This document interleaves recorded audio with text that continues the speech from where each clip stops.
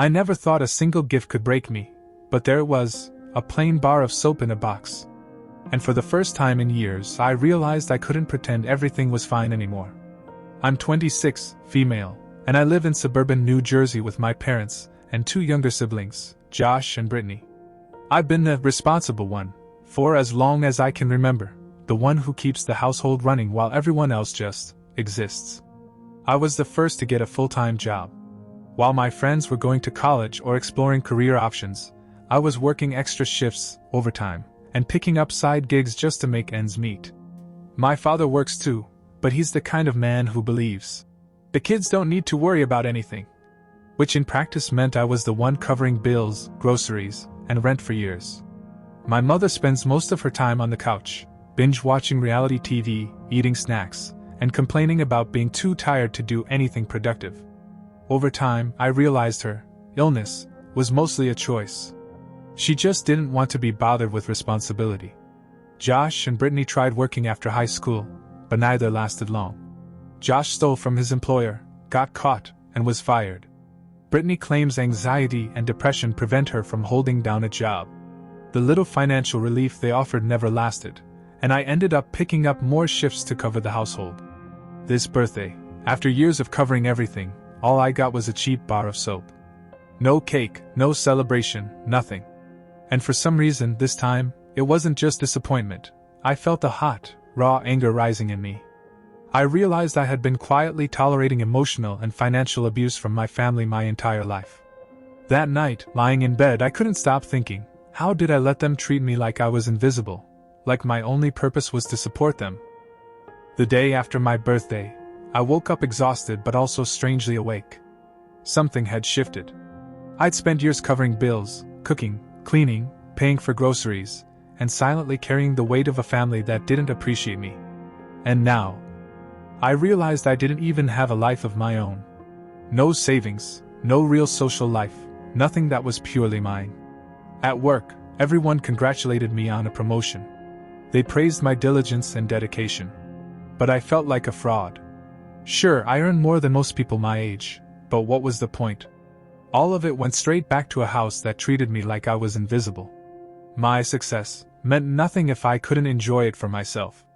When I came home, my mother was on the couch, scrolling endlessly on her phone. Josh was playing video games, laughing with friends online, and Brittany had shut herself in her room again. The apartment smelled like last night's takeout. Nobody had even asked how my day went. Nobody cared. I locked myself in my bedroom and began to really think about my life.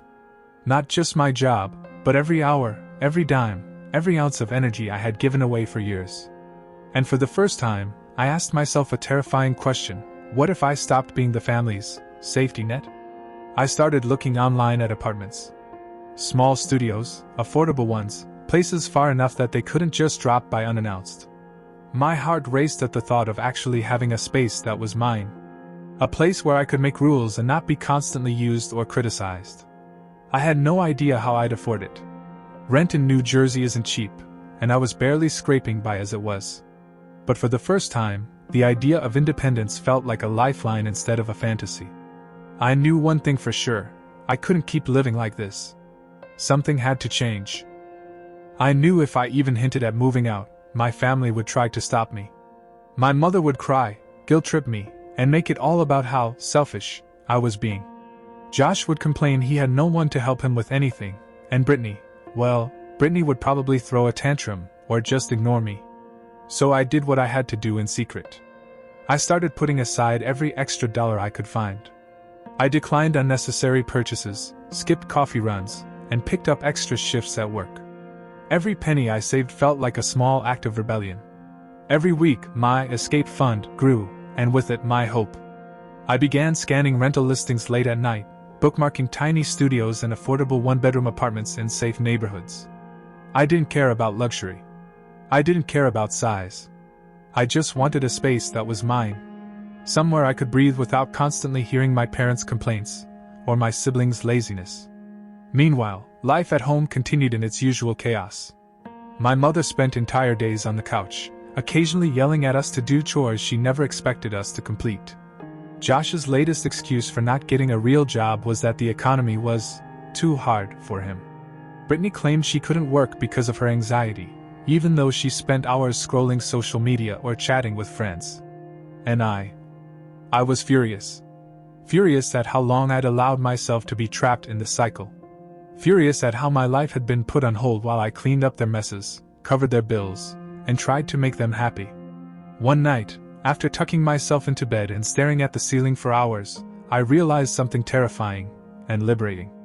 I didn't have to do this anymore. I didn't have to pay for their mistakes. I didn't have to wait for them to change. I could leave. The thought alone made my heart pound, but I knew I had to be careful. I couldn't let them know I was serious yet. I had to save enough, sign a lease, and move out without them sabotaging me. For the first time in my life, I felt like I might actually have control over my own destiny. After 2 months of secret saving and apartment hunting, I had enough. Not a lot, but enough for a deposit, first month's rent, and a small buffer. I was ready to tell my family I was leaving. I chose a Friday night, thinking it might be calm. I was wrong. When I announced I had signed a lease for a small studio in a nearby town, my father froze. His jaw tightened. Josh rolled his eyes. Brittany's first reaction was to cry, then accused me of being dramatic. "So you're just leaving us?" my father said, his voice like a whip. "I'm leaving myself, not you," I replied. "I need independence." They exploded. My mother called me selfish, saying I didn't care about the family, that I was abandoning them. Josh tried guilt-tripping me about how he couldn't manage bills without me. Brittany claimed my moving out would trigger her anxiety. It was exactly as I expected. Years of emotional manipulation condensed into one explosive argument. I realized quickly that reasoning with them was pointless. They didn't see me as a person with needs, they saw me as a resource. I didn't argue. I didn't plead. I simply said, "I've made my decision." Packing the next weekend was its own nightmare. Nobody lifted a finger to help me. My mother sat on the couch, scrolling her phone. Josh played video games, and Brittany stayed in her room. I called 2 coworkers I trusted, Emma and Sarah, and they came over. Together, we packed boxes, moved furniture, and carried my things to the car. As I drove away for the first time without looking back, a strange mix of relief and fear hit me. Relief for finally escaping their chaos. Fear because I had no idea what awaited me in this new, independent life. But for the first time in years, the steering wheel was mine to hold. Living alone for the first time was both exhilarating and terrifying. My small studio in New Jersey wasn't much, just a living room, a tiny kitchen, and a bedroom, but it was mine. I could leave dishes in the sink, play music as loud as I wanted, and stay up late without someone yelling at me for being selfish or wasting electricity. For the first few days, I did absolutely nothing. I lay on my bed, staring at the ceiling, savoring the silence. I didn't have to clean, cook, or mediate arguments. No one barged in demanding money, food, or emotional labor. It was almost too quiet. Work became easier too. I had more energy because I wasn't constantly stressed about family emergencies or paying their bills. I started going out with friends I hadn't seen in years. Emma and Sarah became my lifeline. They celebrated my independence with me, helped me unpack, and reminded me that I deserved this freedom. But the silence also brought reflection. I realized just how much of my life had been stolen. Birthdays, holidays, and even ordinary weekends had been consumed by taking care of a family that never appreciated me. And for years I had told myself it was okay because they loved me. But now I saw clearly, love doesn't demand your life savings or your mental health in exchange for a roof over your head. Then came the first call from home. It was my mother. Her voice was shaky, panicked. She wanted to know how I expected them to survive without me. I reminded her that she had 2 grown kids, a husband, and a roof over their heads. They could figure it out. She accused me of being cruel and heartless. I calmly hung up. For the first time, I wasn't scared of her emotions. For the first time, I realized I didn't have to manage their feelings anymore. My life, my choices, my space, finally, they were mine. But I didn't know that this newfound peace would soon be tested in ways I hadn't even imagined. I thought moving out would give me peace. I was wrong. It had been 3 weeks since I officially left, and I was finally starting to enjoy my life. My studio was slowly feeling like home. I had a small bookshelf, a few plants, and even a little corner set up for my yoga practice. My friends and I were laughing, cooking together, and for the first time, it felt like I was living for myself. Then, one Friday night, everything fell apart. I was hosting a small game night with Emma, Sarah, and 2 other coworkers. We were laughing, drinking wine, and just enjoying a quiet evening. Suddenly, there was shouting outside my door. At first, I thought it was a neighbor argument, but it quickly escalated. When I opened the door, my heart stopped. There was my father, Josh, and Brittany, arguing with the apartment manager. They demanded to be let in. My father said they just wanted to talk. Josh was yelling about how I was a terrible sister, and Brittany was crying and begging, claiming she couldn't handle life without me. I told the manager firmly, they are family, but they are not welcome in my home. I tried to reason with them, but they were beyond reason. Josh shoved past me, grabbing my things, while my father and Brittany tried to intimidate my friends. I was shaking. I begged them to stop. I threatened to call the police. My friends immediately called security. By the time the police arrived, my father and Josh were resisting arrest. Handcuffs. Shouting. Embarrassment. Relief. I watched as they were escorted out. For the first time, I felt the weight of years of fear and obligation lift, but I also knew this was just the beginning. After the police left, I sat on my couch shaking, unsure if I should have called them at all. But deep down, I knew this was the only way to finally set boundaries they would respect. I filed formal charges for trespassing and harassment against my father and Josh. Brittany wasn't charged that night, but her part in the chaos was noted. Going to court was surreal. Sitting in the same room as my own family while recounting everything they had done, every manipulation, every financial burden, every time I was treated like a doormat, was emotionally exhausting. My heart pounded, my hands shook, but I spoke clearly. I told the truth. The judge was stern. My father received a fine and strict probation. Any further incidents would send him straight to jail. Josh, a repeat offender, was sentenced to time in detention. Brittany was warned, but the judge emphasized she needed help and therapy. Hearing the verdict, I didn't feel victorious. I felt free. Free in a way I hadn't felt in years. Free from being responsible for their mistakes. Free from guilt that was never mine to carry. Meanwhile, news began trickling in. My mother's health was declining due to her long-term neglect. She was forced to rely on her own devices for survival, and it was a harsh reality check. Brittany continued to make poor choices and was heading down a dangerous path, while Josh's legal troubles meant he had to start taking responsibility for once. I realized something. Their consequences were no longer mine to manage. I could focus on me. My apartment, my job, my life. For the first time in years, I felt like I might actually survive, and even thrive, without them dragging me down. The weeks after the court case were strange. My phone didn't ring with calls from my family. No texts, no emails, nothing. It was almost unnerving at first. I was so used to being the family mediator, the one they leaned on, the one who solved everyone's problems. But slowly, the silence became a relief. I stopped waiting for apologies I would never receive. I stopped expecting gratitude for the years I had sacrificed. I realized that I hadn't lost a family. I had gained space, and that was priceless. I began building a routine for myself. I decorated my apartment, started cooking meals I actually liked, and spent weekends exploring the city instead of cleaning a house that wasn't mine. I even started dating again, something I hadn't done in years because I was always exhausted or pulled back by family emergencies. Friends became my chosen family. Emma, Sarah, and a few coworkers were my support system. They celebrated my victories, comforted me on hard days, and reminded me I deserve peace. I started therapy to process all the years of guilt and manipulation. My therapist told me something that hit like a thunderbolt. You didn't abandon your family. You finally chose yourself. And she was right. I was finally putting myself first without shame, and it was terrifying and wonderful at the same time. But even as I built this new life, I couldn't ignore what was happening with them. News trickled in.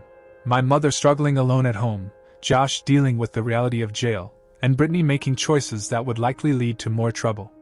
None of it was my responsibility anymore. I could watch, But I didn't have to fix it. For the first time, I felt untouchable in my own life. Months passed, and the chaos I had left behind didn't slow down, it intensified. My father failed to pay the fines on time during his probation, which meant a short stint in jail. Josh, already labeled a repeat offender, had to serve his sentence, and Brittany, well, she got herself into trouble again, this time serious enough to land her in legal proceedings with a public defender. I won't lie, part of me felt a cold satisfaction. For years I had carried the weight of their irresponsibility, and now they were facing it themselves. I didn't celebrate their misfortune, but I did appreciate the distance it gave me. I finally understood that their failures were no longer my burden to fix. Meanwhile, my mother's health was deteriorating rapidly. She was isolated, with no one to care for her as her chronic neglect caught up. Friends and neighbors tried to check in, but it was clear that the safety net I had once been for her was gone. And for the first time, I realized just how much my own life had been on hold because of them. I focused on rebuilding my own world. My apartment was slowly turning into a home, bookshelves, framed photos, even a small herb garden on the windowsill. I reconnected with friends, pursued hobbies, and started saving money not for someone else, but for myself. Every dollar, every hour of effort, was now an investment in my future, not a bailout for someone else's chaos. And I finally let myself admit the truth. I wasn't being selfish by walking away. I was being responsible for myself, something I had never allowed in all my years of sacrifice. For the first time, I could breathe without guilt, without fear, without obligation. And it felt like freedom. By now, my apartment felt like home. Every corner reflected me, my style, my choices, my peace. I no longer rushed home to mediate arguments or cover bills. I no longer felt guilt for choosing a quiet evening over family drama. Every night, I went to bed knowing the space around me was mine, and mine alone. My work flourished too. With fewer distractions and more mental energy, I was able to focus on projects that had always been sidelined while I juggled family crises. Promotions, raises, recognition, all of it mattered now because it was for me, not to keep a broken household afloat. I kept hearing updates about my family. My father was back in jail briefly after ignoring a fine. Josh remained in detention, facing the reality of his repeated mistakes. Brittany's choices landed her in even more legal trouble. My mother's health continued to decline, and she finally had to accept help, but none from me. And the truth hit me, this was no longer my problem. It was theirs. For years I had carried their chaos, their irresponsibility, their emotional manipulation. Now I was free. My guilt, my fear, my exhaustion, they no longer had a place in my life. For the first time, I allowed myself to fully enjoy being an adult in control of my own life. I could laugh without hesitation, make plans without consulting anyone else, even think about my future without wondering if it would collapse under someone else's negligence. I had learned something vital. Walking away is not betrayal. It's survival. It's reclaiming the life you were never allowed to live. And I would never turn back. A few days ago, I found the bar of soap. It was tucked in the back of a drawer unopened. I hadn't thought about it in months. I held it in my hands for a while, and for the first time, I really understood what it represented. It wasn't the soap itself. It was the moment I realized my family didn't value me, not even a little. That tiny, meaningless gift had been the spark that finally pushed me to take control of my life. I kept it as a reminder, not of anger or resentment, but of the exact instant I chose myself over their chaos. Today, my apartment is full of life, books, photos, plants, laughter with friends, quiet mornings with coffee in my own space. I have a career I love, a life I've built, and a future that isn't tied to anyone else's irresponsibility. I don't know what will happen to my family. I don't dwell on it anymore. They are facing the consequences of their choices. I've let go of the guilt I carried for years, and that weight is gone. I closed the drawer, leaving the soap there, not as a symbol of what they gave me, but as a testament to what I survived and the life I finally claimed for myself. Sometimes the bravest thing isn't staying, fixing, or forgiving. It's walking away. It's saying, this is my life, and I will not let anyone else control it anymore. And for the first time in my life, I felt completely free. Thank you so much for watching this story. If you enjoyed it, make sure to subscribe to the channel so you won't miss any new stories like this. I post real-life experiences, dramatic family stories, and tales of personal growth and empowerment. Hit that subscribe button and turn on notifications bell so you'll always be the first to see the latest uploads. Your support means the world, and it helps me keep sharing these stories. Stay tuned, because the next story might be even more shocking than this one.